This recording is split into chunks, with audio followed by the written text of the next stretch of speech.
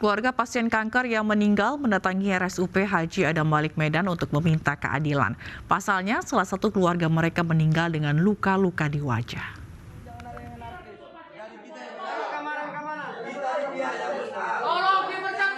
Puluhan warga bersama anggota Ormas mendatangi RSUP Haji Adam Malik Medan Sabtu malam. Aksi ini merupakan bentuk protes atas kematian Nurmala Tambunan yang dirawat di RSUP Haji Adam Malik. Keluarga menilai kematian korban tidak wajar karena terdapat sejumlah luka bolong di wajah Nurmala. Namun tim dokter menyatakan luka tersebut disebabkan karena pasien sering tidur dengan posisi miring ke kanan. Meski telah menjalani mediasi, pihak keluarga tetap melaporkan pihak rumah sakit ke Polrestabes Medan Minggu siang. Keterangan dokter yang dikasih tahu sama kami, banyak kejanggalan, makanya kami membuat pengaduan laporan ke Polresta Medan supaya ditindaklanjuti secara ranah hukum agar itu jenazah naburu kami supaya diotopsi. Kami minta keadilan karena banyak kejanggalan sudah yang kami dapat dari Rumah Sakit Haji Adam Malik. Sebelumnya Nurmala Tambunan dirawat di RSUP Haji Adam Malik Medan karena menderita kanker stadium 4 dan positif COVID-19. Dari Medan, Sumatera Utara, Ahmad Ridwan Nasution, iNews melaporkan. Video seorang ibu memindahkan pembatas jalan di gerbang tol Soroja, Bandung, Jawa Barat viral di media sosial. Polisi menyebut ibu tersebut mengidap gangguan jiwa. Aksi seorang ibu sedang memindahkan water barrier atau pembatas jalan di gerbang tol Soroja, Soreang, Bandung, Jawa Barat viral di media sosial. Dalam video berdurasi 13 detik ini, sang ibu terlihat memindahkan pembatas jalan secara paksa ke tepi jalan. Menurut polisi, pelaku merupakan orang dengan gangguan jiwa atau ODGJ. Terjadi adanya video yang kegiatan yang seperti viral di video, dan orang tersebut adalah ODGJ. Pada saat itu dari pihak kita juga sudah mengamankan, dalam arti kata menyampaikan kepada instansi yang terkait yang terhubung dengan ODGJ. Namun beberapa waktu ini memang ODGJ ini sering mengganggu kegiatan kepolisian. Terus kita upayakan untuk melakukan pengamanan. Kini pembatas jalan yang dipindahkan pelaku telah dikembalikan ke tempat semula. Dari Bandung, Jawa Barat, Erik Fahrizal, iNews melaporkan. Tasyakuran Milad ke-44 Pondok Pesantren Diniyah Al-Azhar Kabupaten Bungo Jambi dibubarkan paksa oleh tim gugus tugas COVID-19 karena melanggar protokol kesehatan.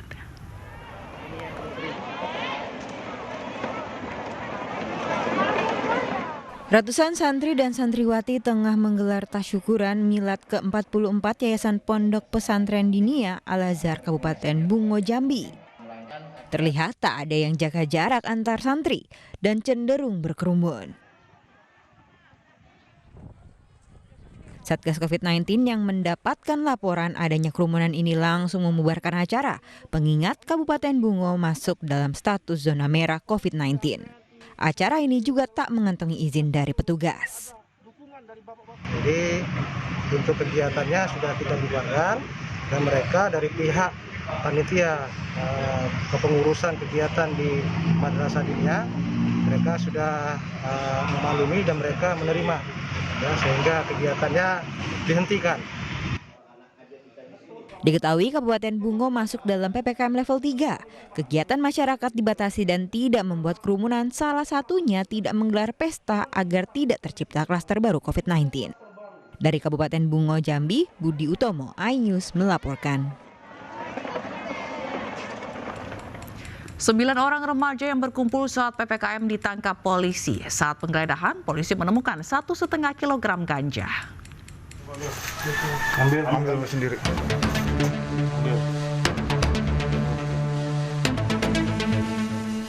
Tim Reskrim Polsek Metro Matraman mengungkap pengedar ganja berawal dari razia kerumunan di Hutan Kayu, Jakarta Timur.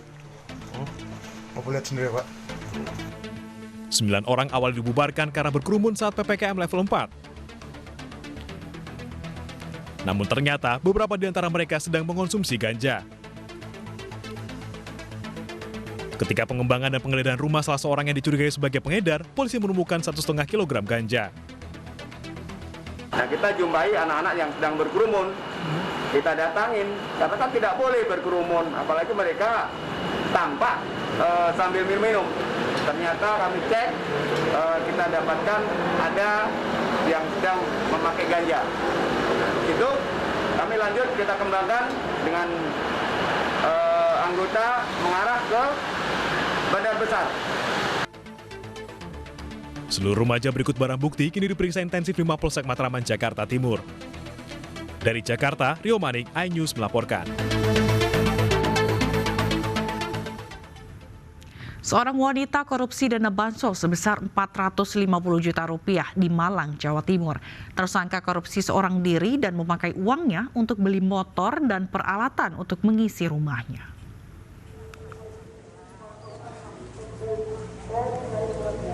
Seorang pendamping bantuan sosial program Keluarga Harapan di Kabupaten Malang, Jawa Timur ditangkap polisi karena korupsi.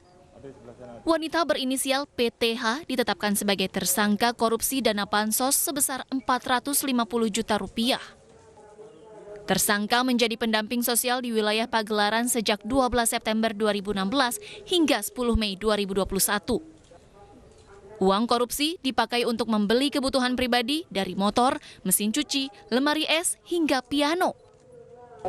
Modus operandi tersangka ini, yang tersangka tidak memberikan KKS atau Kartu Keluarga Sejahtera kepada 37 KPM, keluarga penerima manfaat, dengan berbagai modus, di mana rinciannya antara lain 16 KKS untuk KPM tidak pernah diberikan kepada yang berhak. 17 KKS untuk KPM tidak ada di tempat atau sudah meninggal dunia, sedangkan 4 KKS untuk KPM hanya diberikan sebagian saja. Dengan motif tersangka ini. Akibat korupsi oleh wanita berusia 28 tahun ini, 37 keluarga miskin penerima manfaat tidak pernah merasakan bantuan sosial. Tersangka kini dijerat Undang-Undang Nomor 31 Tahun 1999 tentang pemberantasan korupsi dengan ancaman hukuman 4 hingga 20 tahun penjara. Dari Kabupaten Malang, Jawa Timur, Saif Hajarani, iNews melaporkan. Sementara itu, beras bantuan sosial tidak layak konsumsi kembali ditemukan di Rusun Angke, Tambora, Jakarta Barat. Warga menemukan beras bansos dengan kondisi berkumpal dan berwarna hitam.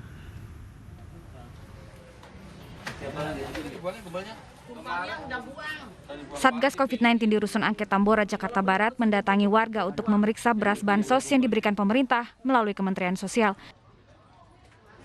Pemeriksaan menyusul adanya temuan beras tak layak konsumsi oleh warga rusun.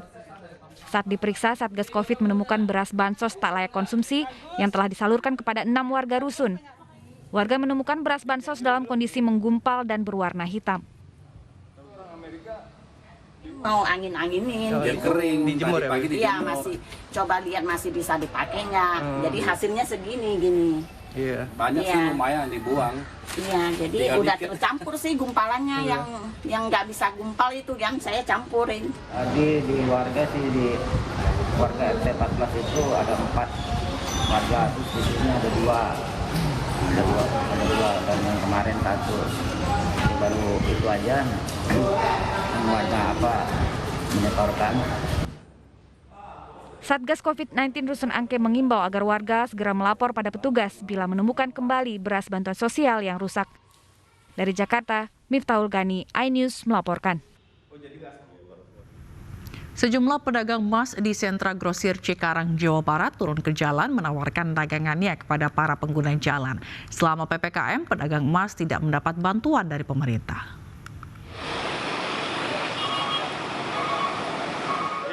Sejumlah pegawai toko emas di sentra grosir Cikarang menawarkan jual beli emas tepat di depan pintu masuk SGC di Jalan RM Marta Dinata, Cikarang Utara, Kabupaten Bekasi, Jawa Barat. Hal tersebut dilakukan dampak dari ditutupnya operasional toko mereka akibat PPKM. Berbekal papan nama toko emas, para penjual menawarkan jual beli emas kepada masyarakat yang melintas di Jalan RM Marta Dinata.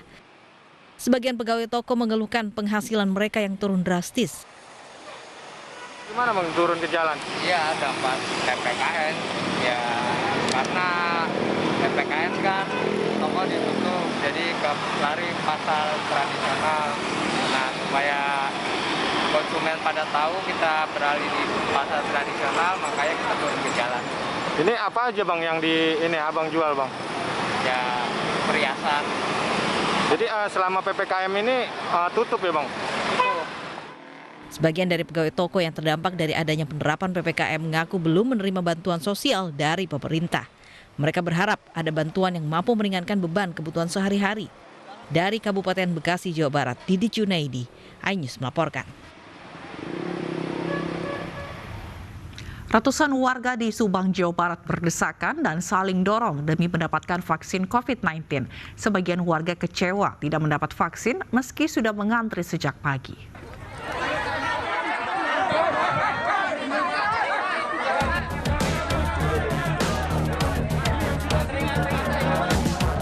Ratusan warga berdesakan dan saling dorong untuk mendapat giliran vaksinasi COVID-19 di Puskesmas Ciasem, Subang, Jawa Barat.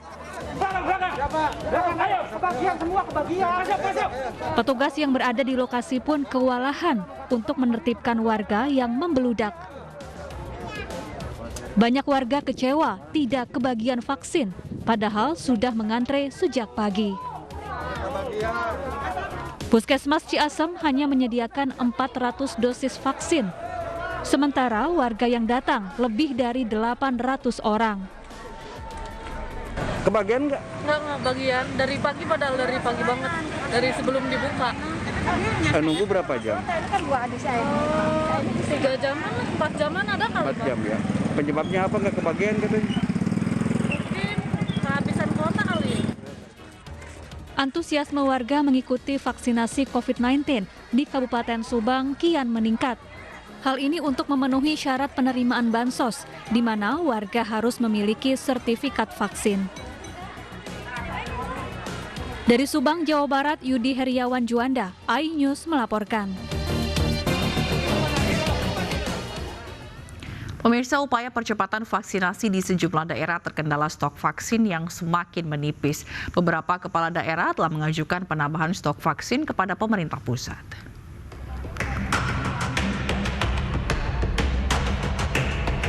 Vaksinasi massal digelar secara masif oleh Pemkot Tangerang, Banten dengan sasaran anak usia minimal 12 tahun hingga lansia. Namun vaksinasi ini terkendala stok vaksin yang kian menipis. Pemkot Tangerang menyebut stok vaksin hingga 6 Agustus lalu tersisa 30.000 vial. Padahal dalam sehari dibutuhkan 25.000 vial. Terlebih Pemkot Tangerang akan menggelar vaksinasi dosis ketiga terhadap 10.000 tenaga kesehatan dalam waktu dekat. Dan ini sebenarnya dosisnya hanya untuk bisa paling 2 hari 3 hari karena sehari kita bisa nyuntik kemarin 25.000 ya.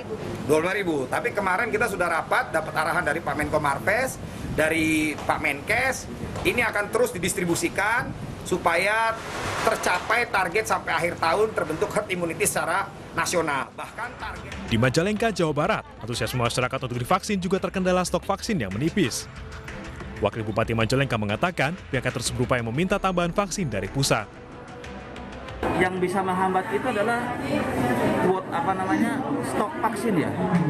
Yang menjadi persoalan itu, makanya langkah kita adalah segera kita berupaya untuk mendorong vaksin ke Majalengka itu lebih cepat dan jumlahnya lebih banyak lagi. Makanya salah satu kendala stok vaksin juga dialami Provinsi Jawa Tengah. Dari target 28 juta warga, baru 18,83% yang divaksinasi. Gubernur Jawa Tengah Ganjar Pranowo mengatakan rendahnya capaian vaksinasi lantaran stok vaksin yang belum mencukupi. Dan khusus yang di Banyumas nampaknya berapa aja siap, tadi Pak Bupati sudah sampaikan. Mau kirim berapa aja habis, Nah antusiasme masyarakat inilah yang harus kita jaga. Ya sekarang tugas saya berkomunikasi dengan Pak Menteri Kesehatan, sebisa mungkin vaksinasi dilakukan akselerasi. Presiden Joko Widodo meminta agar stok vaksin tidak ditumpuk dan segera disuntikan ke masyarakat. Jokowi memerintahkan kepala daerah segera melapor jika stok vaksin telah habis. Tim Liputan iNews melaporkan. Perhimpunan Ahli Bedah Onkologi Indonesia menyelenggarakan vaksinasi COVID-19 perdana bagi pengidap kanker. Vaksinasi pada pasien kanker kali ini menargetkan suntikan 1.500 dosis vaksin.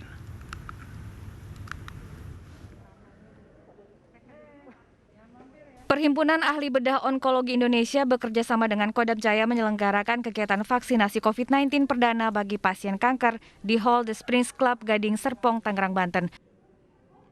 Sejak Minggu pagi, lebih dari 700 pasien disuntik vaksin, sementara target 1.500 dosis vaksin dalam sehari. Ketua Perhimpunan Ahli Bedah Onkologi Indonesia Dr. Walta Gautama mengatakan pasien kanker berhak menerima vaksinasi COVID-19 mengingat angka kematian bagi pasien kanker yang terpapar COVID-19 mencapai 22%, yaitu lebih tinggi 6 kali lipat dibanding orang normal. Selain itu, berdasarkan penelitian dan literatur, pengidap kanker dinyatakan aman untuk menerima vaksinasi COVID-19. Ternyata angka kematian untuk pasien kanker dengan COVID itu 22%. Jadi kira-kira kan hampir 6 kali lipat, 5 sampai dengan 6 kali lipat angka kematiannya dibandingkan pasien normal. Sehingga karena ketakutan pasien, keraguan, kita berpikir bahwa ayo deh kita cari jalan tengah supaya pasien kanker bisa mau. Karena kita sudah sejak Maret tahun ini. Pasien kanker diharapkan tidak lagi khawatir untuk divaksin COVID. Sementara vaksinasi gelombang selanjutnya akan dilakukan di daerah lain, salah satunya di DKI Jakarta. Tim Liputan iNews melaporkan. Pemirsa, lonjakan kasus COVID-19 mengancam wilayah-wilayah luar Jawa, Bali. Presiden meminta jajarannya bergerak cepat untuk mencegah penularan lebih masif.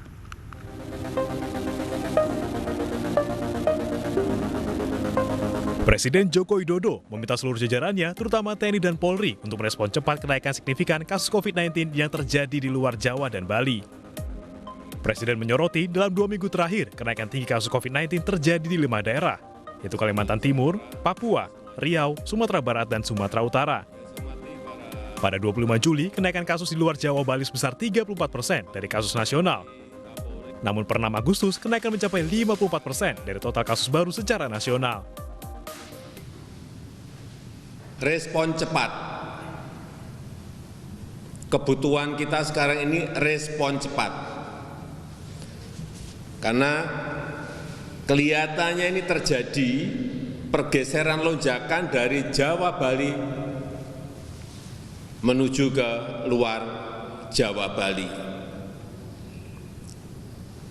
Dan selama 2 minggu terakhir ini saya melihat penambahan kasus-kasus baru di provinsi-provinsi di luar Jawa terus meningkat.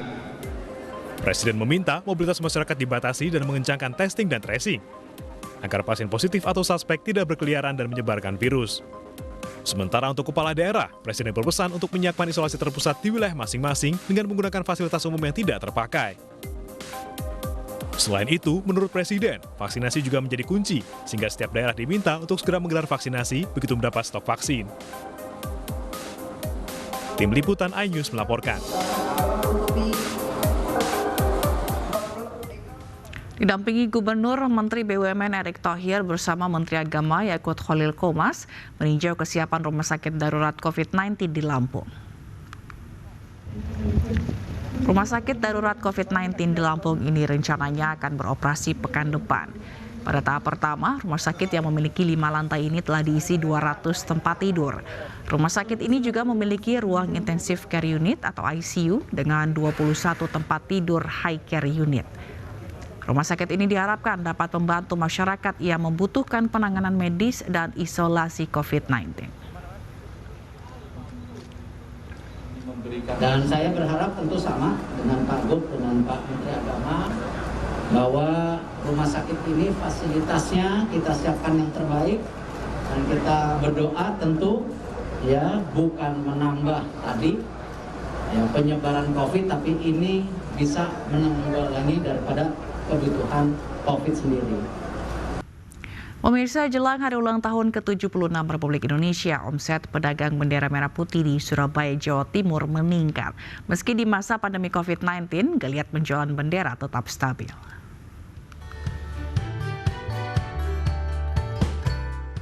Perayaan Hari Ulang Tahun ke-76 Kemerdekaan Republik Indonesia menjadi berkah bagi penjahit dan pedagang bendera merah putih di Surabaya, Jawa Timur. Meski di masa pandemi COVID-19, penjualan bendera merah putih dan pernak-pernik 17-an tetap stabil. Bahkan omset mereka meroket. Mengingat adanya instruksi memasang bendera merah putih sepanjang bulan Agustus, baik di rumah warga, perusahaan swasta, maupun instansi pemerintahan. Semua warga itu ikut partisipasi untuk mengibarkan bendera. Kan cuma 1 tahun sekali gitu ya Mas ya. Hitungannya nggak apa-apa lah, walaupun ada pandemi tapi kita tetap merdeka gitu loh. Setidaknya cuma pasang bendera sama tiang aja kan sudah bagus gitu loh ya. Bagi warga Surabaya, Kampung Bendera di kawasan Darmo kali ini selalu menjadi buruan warga saat menjelang perayaan Hari Kemerdekaan. Pembeli juga bisa bertransaksi melalui telepon atau secara online. Dari Surabaya, Jawa Timur, Rahmat Ilyasan, iNews melaporkan. Penutupan Olimpiade 2020 di Tokyo, Jepang diwarnai kemeriahan kembang api. Kami akan hadirkan informasinya sesaat lagi.